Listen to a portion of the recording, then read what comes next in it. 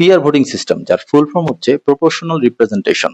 এই সিস্টেমে নির্বাচনে অংশগ্রহণকারী দলগুলোর প্রাপ্ত ভোটের পার্সেন্টেজের উপর দলগুলোকে সংসদে আসন সংখ্যা ভাগ করে দেওয়া হয়।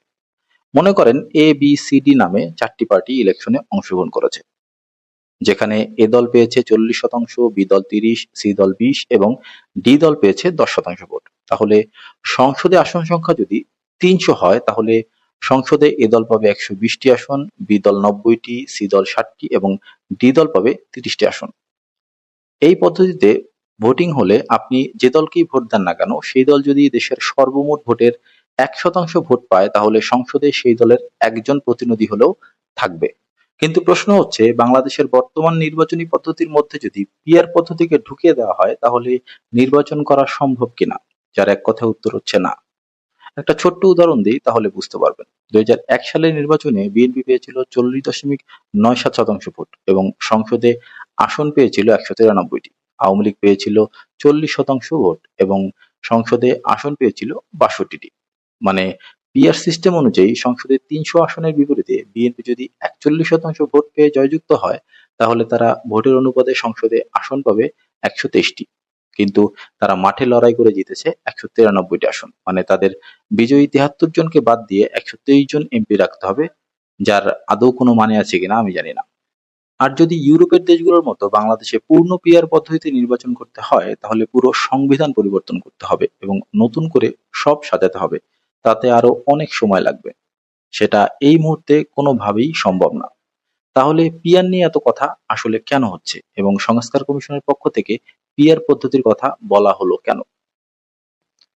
সংস্কার কমিশনের পক্ষ থেকে মূলত উচ্চকক্ষে যে 100 জন সদস্য নিয়োগ দেওয়া হবে, সেখানে পিআর সিস্টেমের কথা বলা হয়েছে, যাতে উচ্চকক্ষে সব দলের প্রতিনিধি থাকে। যেমন ধরেন 2001 সালের নির্বাচনে বিএনপি 41% ভোট পেয়েছে, তাহলে উচ্চকক্ষে তারা 41 জন সদস্য নিয়োগ দিতে পারবে এবং জামাত পেয়েছে 4% ভোট, তার মানে তারা উচ্চকক্ষে 4 জন সদস্য নিয়োগ দিতে পারবে। মানে আগেই বলেছিলাম, আপনি যে দলকেই ভোট দেন না কেন, সেই দল যদি দেশের সর্বমোট ভোটের 1% ভোটও পায়, তাহলে উচ্চকক্ষে সেই দলের কমপক্ষে একজন প্রতিনিধি থাকবে এবং জোর গলায় কথা বলতে পারবে। কিন্তু এখানেও অনেক দল পিআর সিস্টেম চায় না। তারা চায় আসন সংখ্যার অনুপাতে উচ্চকক্ষের সদস্য সংখ্যা নির্ধারণ করতে।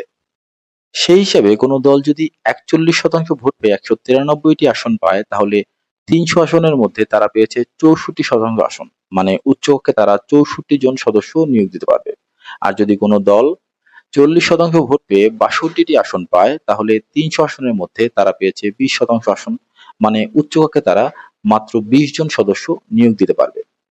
মানে সোজা হিসেবে উচ্চকক্ষ হবে মহিলাদের সংরক্ষিত আসন যেভাবে বন্টন করা হয়, ঠিক সেভাবে। এই সিস্টেমকে বলা হয় পিয়ার ফর রিজার্ভ সিট।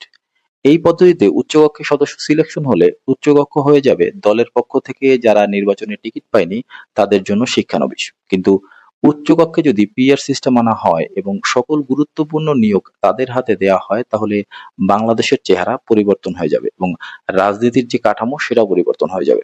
সেটা নিয়ে আরেকটা ভিডিওতে আলোচনা করব। এখন আপনাদের মতে কোন পদ্ধতিতে উচ্চকক্ষের সদস্য নিয়োগ দেওয়া উচিত? পিআর সিস্টেম মানে ভোটের অনুপাতে, নাকি পিআর ফর রিজার্ভ সিট মানে আসন সংখ্যার ভিত্তিতে? আপনাদের কমেন্টসের অপেক্ষায় রইলাম।